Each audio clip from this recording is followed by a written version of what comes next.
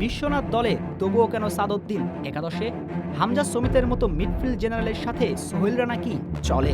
জামাল ভুঁইয়া আজও কেন বেঞ্চে? ফাহমিদুলকে কেন একাদশে খেলিয়েছেন তার নিজ পজিশন লেফট উইং বদল করে রাইট উইংয়ে? প্রশ্ন জাগে, এক কাবরেরার কাছেই কি হেরে যাবে পুরো বাংলাদেশ, হেরে যাবে এই জেনারেশন? চেলসিকে ফিফা বিশ্বকাপ জিতানো এনজো মারাস্কাকে ব্যর্থতার দায়ে বিদায় করা হয়, কিন্তু বিদায় নেন না শুধু কাবরেরা। ভিয়েতনামের বিপক্ষে এই ম্যাচটাতে তিনি বাংলাদেশ ফুটবল সমর্থকদের স্বপ্ন তো নিজ হাতে ভেঙেছেন।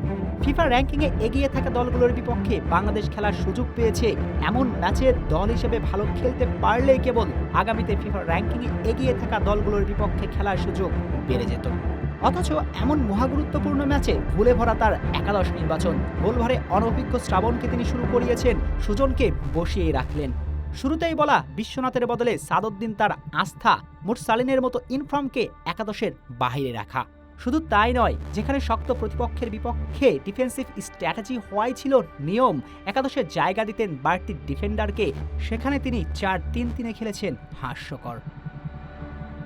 শুরুর প্রশ্নগুলো তাই আবারও করা, এমন চোখে পড়ার মতো ভুল করার পরেও ডাগআউটে কি থেকে যাবেন কাবরেরা? সত্যই কি তাহলে এক কাবরেরার কাছে হেরে যাবে এই ফুটবল পাগল সমর্থকরা?